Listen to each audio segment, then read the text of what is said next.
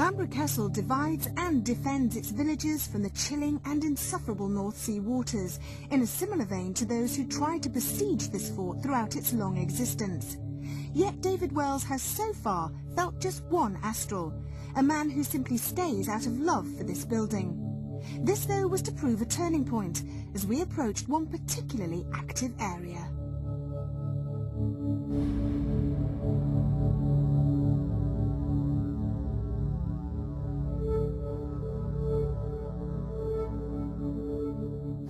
I feel a bit nauseous coming here. Do you? Yeah, I don't like this spot here. And it feels colour-wise, if I'm, because that's what they're using for colour. It's very black. It's like black shadows. So that would indicate what? Black shadows? I'm going to say what I'm thinking. It sounds more suicide to me than it does a push or shove or a killing or an accident. I really feel it's that dark. And you feel that this particular area here is where the body landed? Someone landed, yeah. Okay. Someone landed. All right. That's interesting because earlier on today I did a piece to the camera to explain that many people have actually felt sick, and I know Richard Felix will back me up on this. Yeah. It's a very, very active spot. It is like a dark channel of energy. Now that's not a being, that's not a person. It's a channel of energy. So it's different. I mean, we've experienced this a couple of times before where there's been something that's just left a black impression. Right. There's also no recorded murders or suicides that have taken place here, but you're not the first medium to come to this spot and sense something happening on this staircase, and someone dying where you're standing. So although it's not recorded doesn't mean it's the same. No, exactly. All right. Do you want to go through into that room? Yeah? With Richard confirming the previous eyewitness testimony heard in this part of the castle, David leads us into the tapestry passage, a narrow corridor that was about to defy its subtle appearance and reveal another man who's thought to have suffered within Bamburgh's fortified walls.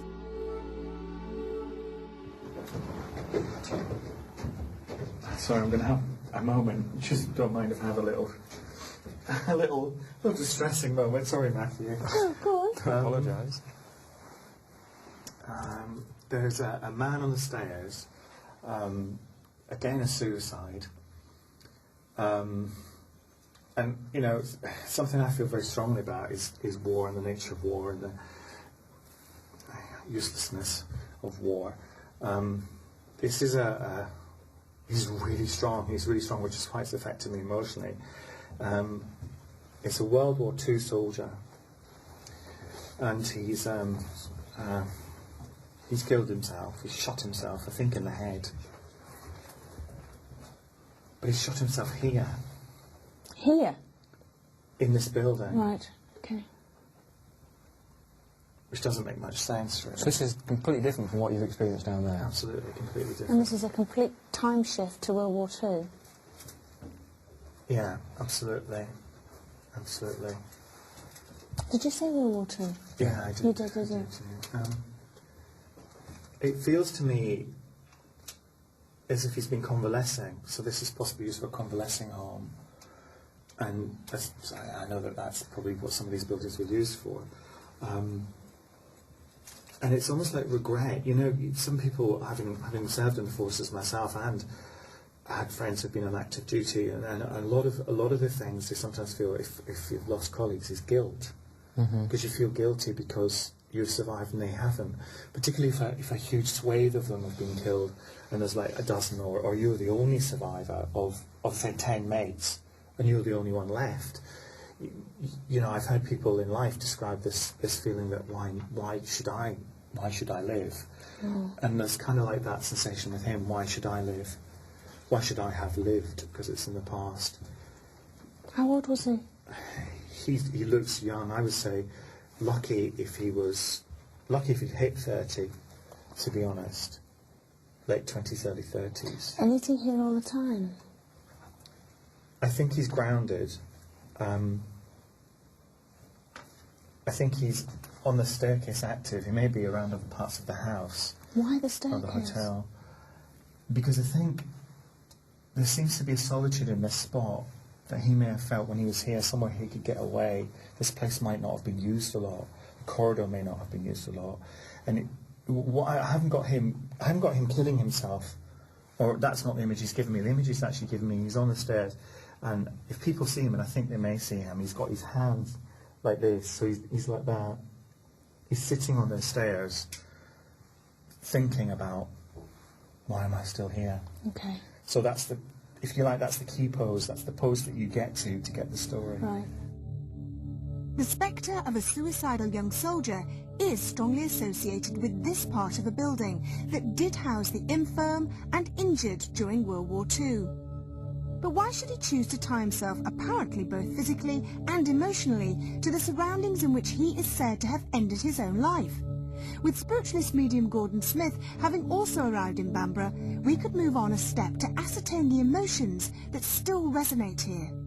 We start in the armory, a self-explanatory room with contents that Gordon is almost immediately able to translate. This is I can almost, as I look round, see blood dripping from them. I know they've obviously been used at some point, but I can see in my mind's eye, almost like these things being used to kill people. But there's, see if I were to do psychometry, and you take an object and it has a memory, or it gives off some kind of sort of residual memory. This, I feel, is what makes me sick. All these artefacts. Absolutely. So that's what's making you. And I feel as though, yes, they have been used to. There's some memory about these. They have really been used. They're not just on show. These have been used. Strangely enough, the weapons that are in here aren't just for display. They're not all from this place. Some of them from the Tower of London, but they've all been used. They've actually been used in battle or picked up from battlefields. So, in other words, these weapons have killed. Yeah. And what do you think, activity-wise, what do you think we would experience if we were calling out in that corridor? Here, I do feel as though, I do feel there's a male presence. And it's two different times I'm seeing. One, as I say, is something connected to this place. I feel quite a decent man. I don't feel anything bad about him. But I do feel as though there's something a bit more sinister. And I can't quite get that at the moment. I feel as if we sat and we try and make a more intense, you know, like a seance, then we might be able to pick up on that. So there's something bad connected to you? I don't even know bad. I mean, something that's either that's been very aggressive, somebody who has been, because there's quite a strong negative feeling, I'd have to say. So in addition to Richard confirming Gordon's graphic description of these implements of war, we move through to the adjacent room, a passageway that David had earlier identified as holding a troubled soul.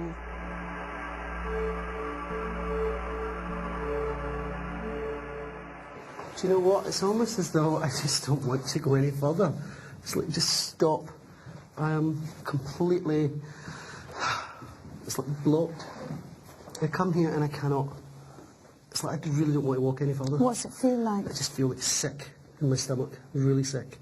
It's as though there's, this I would say would be where there would be some sort of activity. You know, you're not going to make you go in there, don't you? Yeah. Come on then. That's okay.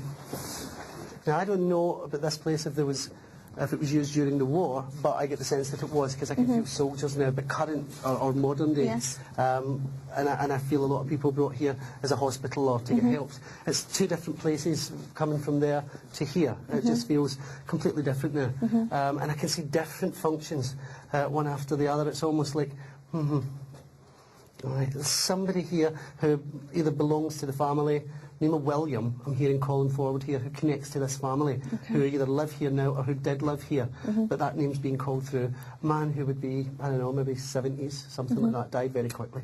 Get the sense of his presence around. Not bad, nothing haunting, but I do pick up that spirit presence. So you think that William refers to the name of the spirit you're picking up on? Yeah. Okay. But that's not the bad feeling. This is just me tuning in and being able to pick up different... I mean, because as I say, there's lots of different levels here. You're dealing with a house that has got many images that are stored in it. As I say, there's images of people being helped, nurses. Does the William name, as you talked about I feel he connects to the house. And you think that William is similar to that time period there? Okay.